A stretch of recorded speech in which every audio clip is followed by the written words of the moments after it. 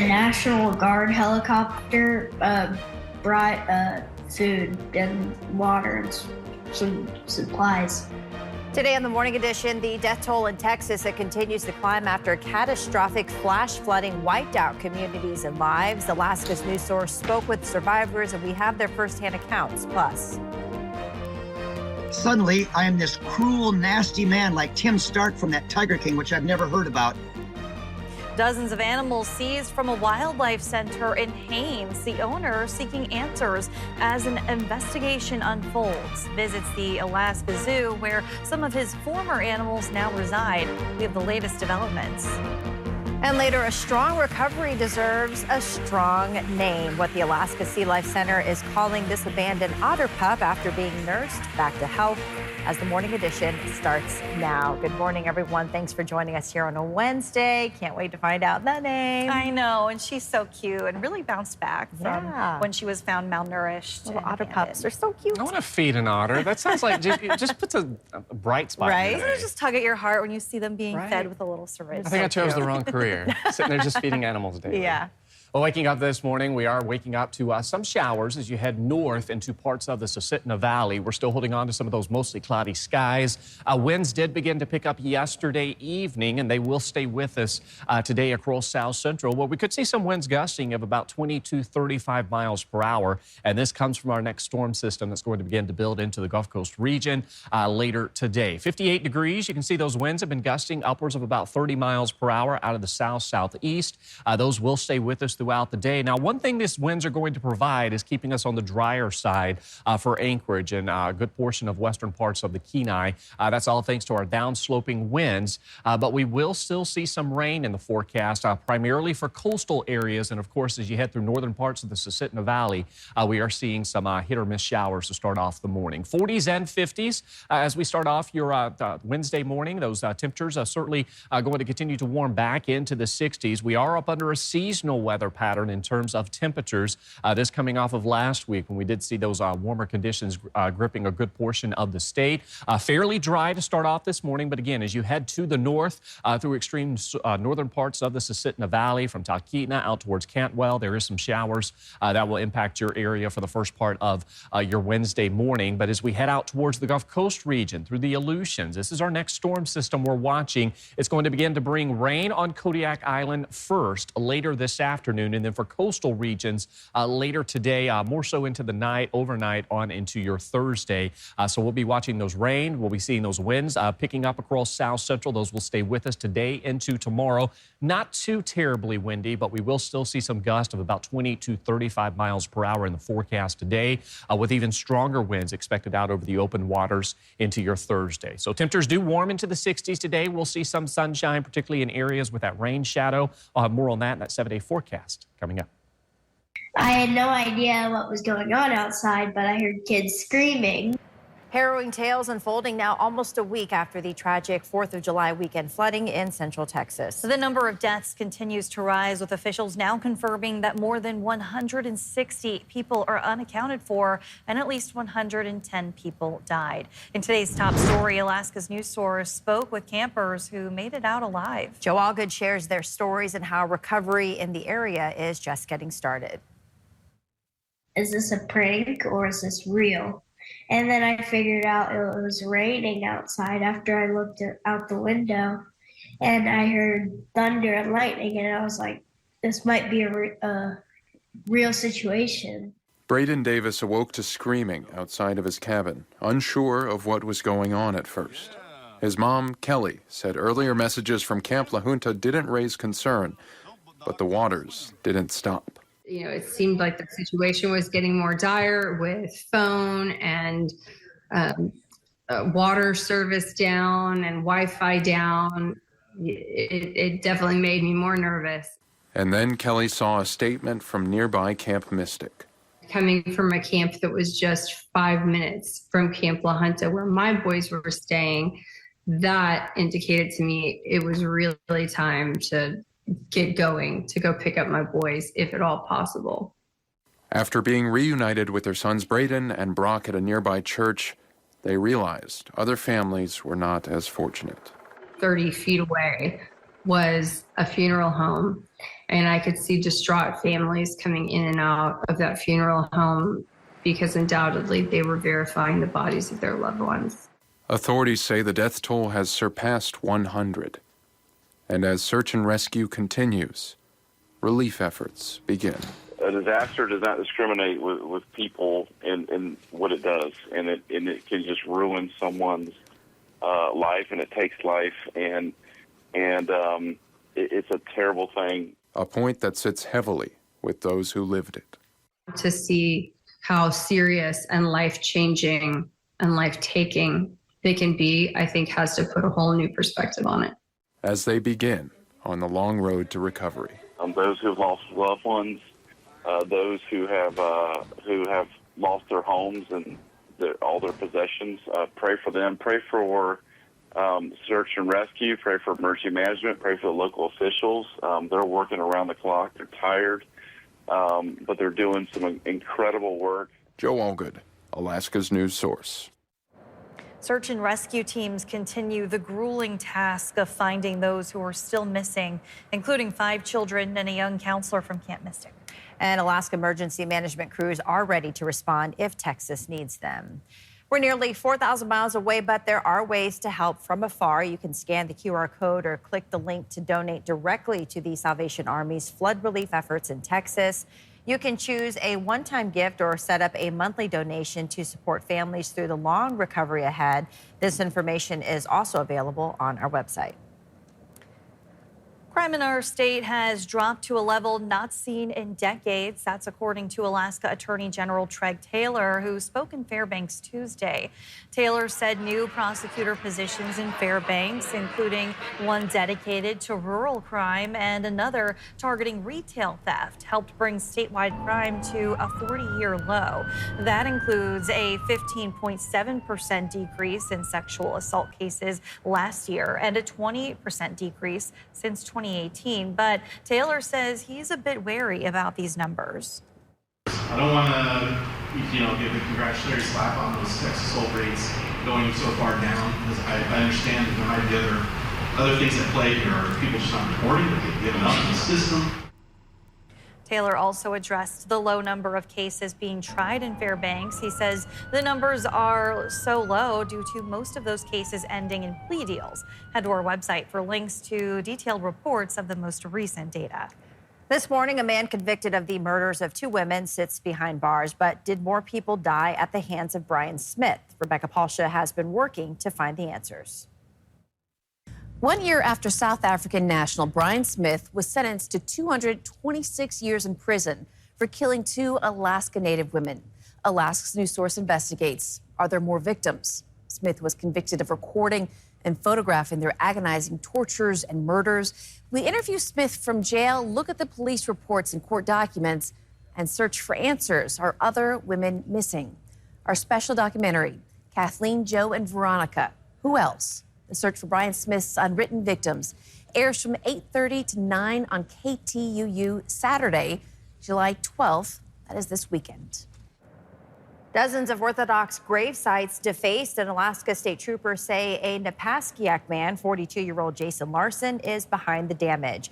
Police believe Larson broke crosses, fences, and appeared to be digging into the graves. According to charging documents, Larson claimed that he was acting on divine inspiration. Investigators say no bodies were disturbed, but many of the sites belong to people who still have family in the community. The damage is estimated at $3,000, and he's now charged with criminal mischief in the 3rd degree. As a criminal investigation unfolds in Haines, the owner of Crushel Films Wildlife Center made a trip to Anchorage. He said he wanted to check up on his animals, some of which are now in the care of the Alaska Zoo. Quinn White reports. Zoo staff tell me that several of Steve Crushel's animals, including a grizzly bear named Kitty, were brought here to the zoo after authorities seized dozens of animals from his property in Haines. Last week, Steve Crushel posted a video on YouTube saying that he had come to the zoo to see how his animals were doing. The video posted July 4th shows Crushel flying from Haines to Anchorage, making his way into the Alaska Zoo. Kitty! Hi. I'm Sam. I'm the curator. We then see him ask zoo staff where several of his animals are. Do you have any foxes of mine? We did take in a number of fox, yeah. Where are they? Can you show me? No, we cannot because they're off exhibit. These moments came after state troopers executed a state search warrant on Crushall's property between June 26th and 27th. During those 2 days, the Alaska Department of Fish and Game said 39 animals were moved and 2 died, including 1 wolf before being transported and a snowy owl they said was euthanized once it arrived in Anchorage due to pre-existing health conditions. Did you get any feedback at all about the condition of Kitty? Kitty is Crushall's brown bear, one of several animals the video shows him asking staff about by name. The video shows staff not answering most of his questions. I mean, at this time, we're not speaking about the condition of any of the animals. That's really not for us to discuss. The Department of Public Safety says that no arrests have been made and the investigation is ongoing. I'm Quinn White, Alaska's news source. Coming up, summer is showing its colors and some of Alaska's iconic flowers are starting to bloom. When we come back, we'll show you one of the best places to view them all at once, but you'll want to hurry as these particular dramatic beauties don't last long. Well, seasonal weather has returned to parts of the state this week. We're still up under a wetter weather pattern. I'll have more on the incoming rain chances, but first, sunrise, 4:40 in Anchorage, 4:07 in Juneau. Your full forecast is next. Well, it sounds like something out of a sci-fi movie, but a gustnado. It's a real phenomenon, and this one will happen in Juneau just near the airport. It was during a string of storms in Southeast, which led to the first ever thunderstorm warning in Juneau. The National Weather Service confirmed the gustnado, a small whirlwind triggered by thunderstorm winds. You may remember this video showing the Celebrity Edge cruise ship breaking loose from the dock. It happened during the same June 16th storm that slammed the area with 50-mile-per-hour winds, hail, and power outages. A gustnado. Yeah, gustnado. I've never heard of that. Yeah, and it's important to remember that a gustnado is not a tornado, as it's not connected to a cloud base, but it does provide those what many like to call a dust devil is kind of what it resembles. We are still holding on to some of that cooler weather across the state, particularly for areas north of the Brooks Range, where we've been holding on to some rain and snow. Now, by week's end, we are going to see those temperatures north of the Brooks Range warming back into the 50s. Rain and winds for the Gulf Coast regions. This is both south central as well as southeast, while some scattered thunderstorms will once again impact the interior throughout the day. And you can see across the state, fairly quiet for a good portion of Alaska. We still got a very scattered to periodic activity that is occurring through the interior this morning. Some of this comes from some decaying thunderstorms through yesterday evening. You can see just southeast of Fairbanks, as you head out towards Alston Air Force Base, we're seeing some of those heavier downpours to start off your Wednesday morning. These clouds, as well as the rain showers, will certainly help filter out some of those hazy skies and also keeping things on the cooler side for parts of the interior. Now, here across South Central, the last couple of months, we've seen a decrease in our precipitation. We are welcoming in July with below average precipitation. Now, June ended fairly seasonal. You can see just under 6 inches of precipitation so far for this year. To put things in perspective, 2023, we saw well over 1.5 inches more rainfall through this same time period than we have seen so far this season. So I've heard some people say it's been a wet one. Overall, we have been a lot drier compared to the last few seasons. You can see that rain will increase as we welcome in the overnight hours on into your Thursday. Now, notice out towards Anchorage, western parts of the Kenai will largely stay on the drier side due to our downsloping winds. The best shot for rain over the next couple of days will be Kodiak, coastal regions of the Kenai, Prince William Sound, and into the Copper River Basin. That does not mean that the valley and here in Anchorage, we won't see a shower or two, but we'll largely stay on the drier side as we continue to see those downsloping winds remaining with us. So through the afternoon hours, any showers we see will primarily stay through northern parts of the Susitna Valley, and then, of course, some coastal activity will begin to increase, and that's going to carry us into the evening hours,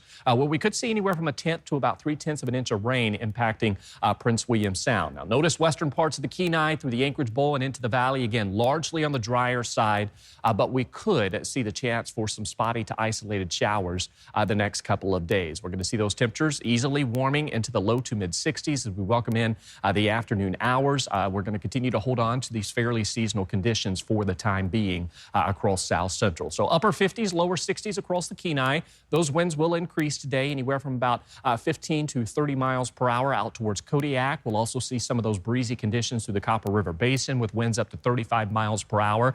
Much like yesterday, we'll hold on to that cloud coverage, but we could see some sunshine breaks throughout the afternoon hours. So that will provide us some of that warmth that we will see. Mid to upper 60s through the Mat-Su Valley with that chance for some showers as you head north of Willow out towards Talkeetna, Trapper Creek, Cantwell, seeing that better shot for some of those rain showers, while here in Anchorage we'll warm to 64 degrees. That 7-day forecast favoring those mid to upper 60s the next couple of days. We could see a chance for showers Thursday, drying out into the weekend with more rain as we welcome in next week. Well, we are hitting our midsummer stride for the garden season, and for many that means weeding and watering. It also means some of the prettiest flowers are starting to bloom. Tracy Sinclair visited the Alaska Botanical Garden to check out its peony collection in this week's Arctic Gardens. For many of us, when we think peonies, we think this: double, fluffy white or pink flowers. The big white flower is Paeonia latiflora. But there are so many options. We have about 100 different kinds of peonies. Alaska is unique for peonies. Peonies need a period of dormancy and cold in order to flower. So they're mostly most peonies are herbaceous perennial.